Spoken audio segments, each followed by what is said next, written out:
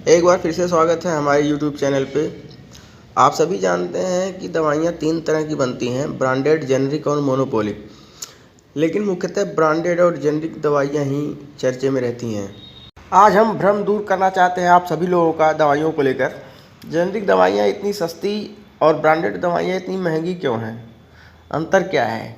किसकी क्वालिटी सही होती है और कितनी होती है? आपको बता दूं कि हर बड़ी मेडिसिन कंपनी के पास अपना खुद का लैब होता है, वो जहां नए नए फार्मूलों की खोज करती रहती है। जब कोई मेडिसिन कंपनी किसी फार्मूले की खोज कर लेती है तो वह कंपनी अपने नाम से इस फार्मूले को पेटेंट करवाती है और यह पेटेंट लगभग 20 साल के लिए होता है। अगर सन फार्मा की रिसर्च की हुई दवा एवीएस फार्मा को बनाना है तो एवीएस फार्मा को सन फार्मा से पेटेंट खरीदना पड़ेगा, अनुमति लेनी होगी। और वहीं जब खोजकर्ता कंपनी के 20 साल पूरे हो जाते हैं पेटेंट के, तो इस फार्मूले को पब्लिक कर दिया जाता है। यानी अब कोई भी कंपनी इस फार्मूले की दवा बना सकती है। तब इन्हीं दवाइयों को जेनरिक कहा जाता है।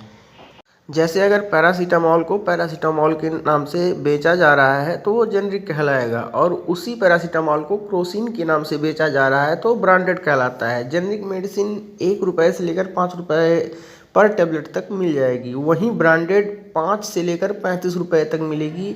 यहाँ तक कि जानलेवा बीमारियाँ जैसे HIV, lung cancer, liver cancer जैसी बीमारियों के काम आने वाली दवाओं का पेटेंट ज़्यादातर बड़ी बड़ी कंपनियों के पास हैं, और ये कंपनियां इन्हें अलग अलग ब्रांड के नाम से बेचती हैं।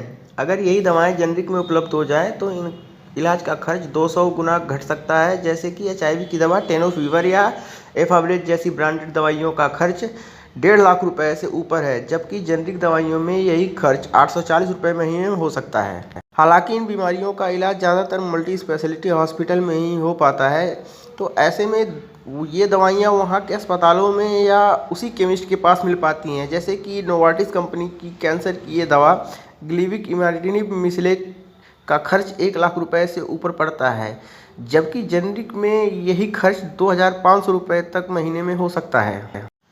यह तो हो गया महंगा और सस्ता। अब जानते हैं क्वालिटी के बारे में। आमतौर पर इनमें कोई फ़र्क नहीं होता और ना कोई डेटा उपलब्ध है जो जेनरिक और ब्रांडेड दवाओं की क्वालिटी कंपेयर कर सके। फ़र्क सिर्फ इनमें बाहरी आवरण में होता है और लोगों के दिमाग में। बाहरी आवरण का मतलब पैकिंग, पंचिंग और कलर में। फार्मूला और डोज सेम होता है। जेनरिक दवाएं ब्रांडेड दवाओं की तुलना में 30 से 40 गुना सस्ती होती हैं। दरअसल फार्मा कंपनियों की रिसर्च और उनके विज्ञापन पर पैसा खर्च करती हैं, जिसकी वजह से उनके पास राइट्स होते हैं अपने खर्च के अनुसार रेट तय करने की। वहीं जेनरिक कंपनियों की दवा का रेट NPA यानी नेशनल फार्मास्यूटिकल प्राइसिंग अथॉरिटी तय करती है। क्या आपको पता है प्रधानमंत्री जन औषधि केंद्र पर सभी दवाइयाँ जेनरिक मिलती हैं, और देश भर में करीब 5395 जन औषधि केंद्र खुल चुके हैं जहां पर कैंसर संबंधित कई प्रकार की भी दवाइयाँ मिलती हैं।